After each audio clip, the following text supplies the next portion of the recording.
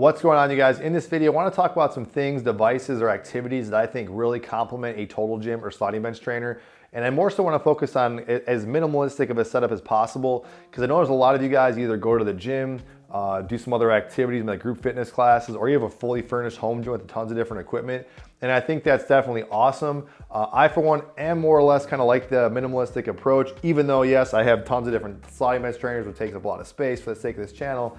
But I like the idea of kind of keeping a few different devices that really kind of mesh well and keep the exercises efficient, fun, and also, more importantly, always effective.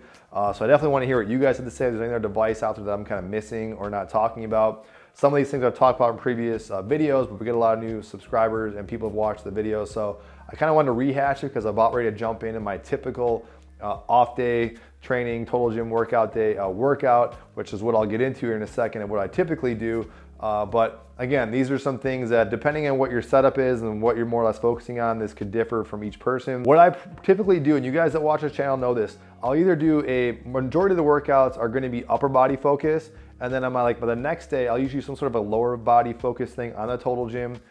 That's if I didn't do like a total body workout in there, or I'm on like my concept 2 rower. I'm running outside if it's nice out, just to be for the sake of getting outdoors and doing some activity. I'm on my Cellerciser, which I still love that thing. Or even, I don't show this thing enough love, but I think this thing is awesome and it's a great compliment, kind of runner up to this. Really, it's either or, but this thing's kind of been in the back. I don't use it as much, but I want to talk about this. Those are the primary activities that I'm doing. And I think I will start incorporating more of the squatting a little bit, since I got this extra kind of pair of 45-pound plates, so those of you guys know from recent videos. But for the most part, it's more of a dominance on my total gym using the upper body. Yes, I do work the lower body. I think it's great, but I definitely have put that more to the back burner for a number of reasons I won't go into in this video because for the sake of time. But what I think is great is that I try and focus on things in the off day that actually focus and actually build and work the lower body, and again, to complement the total gym. So the first thing that I think is for me, the things that go hand in hand with the total gym, or a device that goes hand in hand with total gym, is a concept 2 rower. I'm not the only one who said that. There's other people in this channel that comment and say the same thing. Odds are you've probably seen this thing off to the side.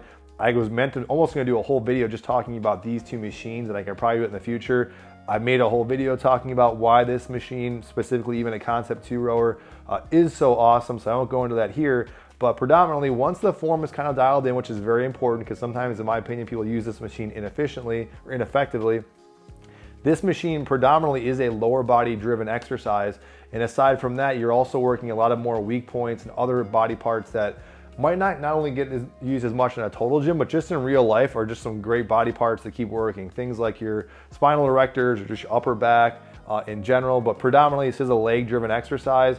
And not just leg driven in the sense of like doing, obviously it's cardiovascular, that's a whole other thing. But you actually can build, I would say a decent anaerobic capacity in your legs as well. And I think it does build your leg. That's a whole nother side tangent.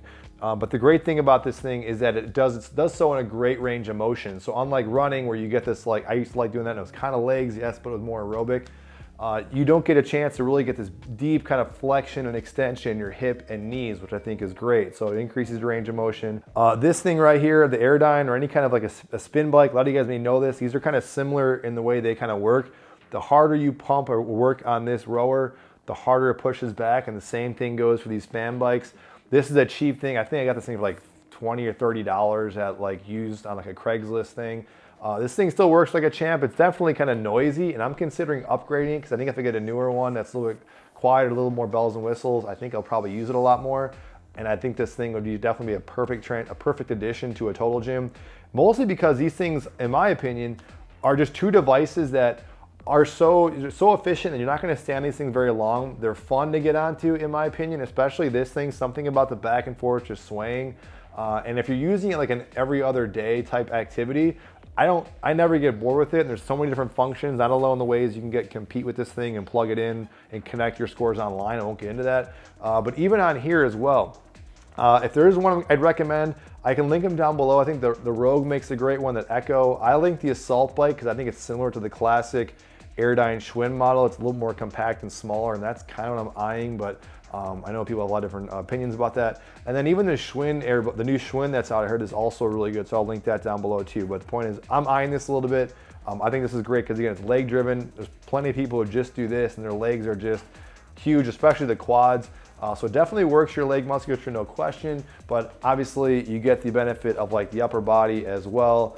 And again, more or less, depending on what you're kind of focusing in, you can get more of your legs, your upper body on this. But both these machines, you're not gonna stand it very long. They're efficient, they're fun, and they're definitely effective. And it goes without saying, they can build that cardiovascular base, which will complement the total gym work as well. Not to say these things don't build your cardiovascular system. You guys know that from just doing workouts at a faster click. I do like my Cellerciser. That's a little more fun, gets the lymphatic system going. I kind of talked about that briefly in past videos. I can link that down below as well if you guys do want to support the channel. But the whole family kind of uses that. But I'd say that's a little bit more nuanced, a little more specific. But these would be 3 devices that I think totally complement the fun I have in this machine with all these different devices in here. Even just if I had just the rower and this, or just maybe an Airdyne and this, I don't think I honestly would need anything else. Yes, like I said, if I got a cheap squat rack like this, I can do some barbell squatting, which I think, if anything, I was gonna say, if there's a cheap alternative or some other activity or just a thing I'd recommend, or exercise I'd recommend off the total gym machine, like maybe it's like the quote unquote off days, it would be some things like using some standing body weight squats or lunges or some leg dominant activities that we don't get a chance to do as much in the total gym. Because even though you can work it, it's just a little bit different. I think there's something to be said if we're just doing some leg exercise or just some functional exercise where you're kind of stepping off the machine. So that's more or less what I wanted to say. I wanted to keep this kind of brief. I want to hear what you guys have to say and what you guys do on like your off days or any other device or machine or activity that you guys do that you think complements your training on that. Any questions, comments, feedback, let me know, and I'll see you guys in the next video. Thank you.